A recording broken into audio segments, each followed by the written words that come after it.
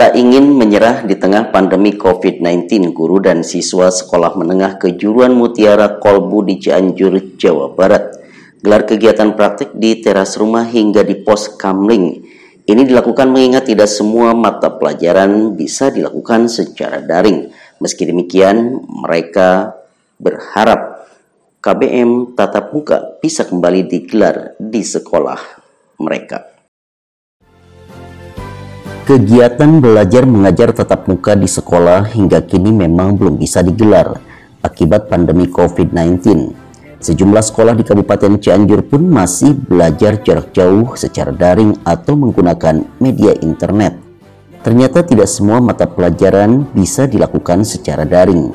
Salah satunya yakni belajar praktek, khusus siswa-siswi SMK yang memerlukan fasilitas alat penunjang praktek untuk setiap jurusan. Untuk itu, guru-guru di SMK Mutiara Kolbu di Desa Sindang Sari, Kecamatan Cilaku, Kabupaten Cianjur, berinisiatif untuk melakukan kunjungan belajar ke rumah-rumah siswa. Namun, lagi-lagi keterbatasan tempat juga menjadi kendala para siswa dan guru melakukan belajar di luar jaringan atau luring ini. Tak kehilangan ide, mereka pun memilih belajar praktik di teras rumah hingga fasilitas umum seperti pos kamling. Ya, pos kamling yang biasa menjadi tempat masyarakat untuk memantau kondisi keamanan lingkungan kini berubah fungsi menjadi ruang belajar praktik oleh siswa-siswi SMK Teknik dan Bisnis Sepeda Motor ini. Awalnya mereka memanfaatkan kebun untuk praktik agar tidak membuat bising lingkungan rumahnya. Namun, jika terik matahari mulai menyengat, mereka berteduh sambil belajar di pos kamling ini. Kegiatan belajar mengajar seperti ini ternyata sudah dilakukan sejak pemerintah mengeluarkan kebijakan untuk sekolah di rumah.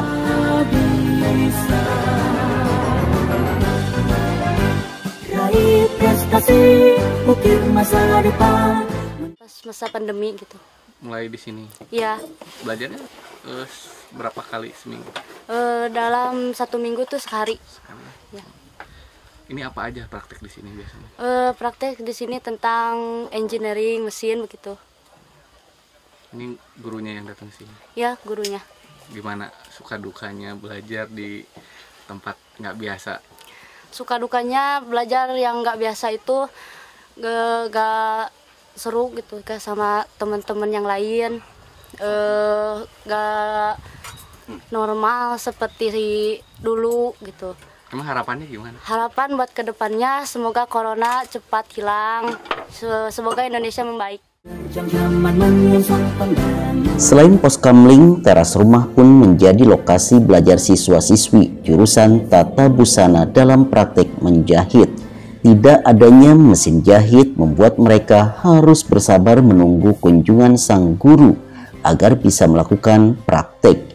Prestasi siswa-siswi jurusan tata busana ini di masa pandemi mampu memproduksi gaun-gaun cantik. Kalau dukanya ya mungkin saya susah bertanya kembali untuk mengulang pelajaran yang saya tidak paham. Dan mungkin waktunya yang sangat singkat untuk bertemu dengan guru. Ya kalau sukanya mungkin ya kangen di sekolah gitu ya, kumpul sama teman. Harapannya ya? Harapannya ya di bulan ini semoga COVID ini cepat berakhir dan sekolah dibuka kembali. Tidak hanya siswa yang tak sabar untuk kembali ke sekolah, para guru pun berharap kegiatan belajar mengajar tatap muka di sekolah bisa dilakukan kembali seperti biasanya.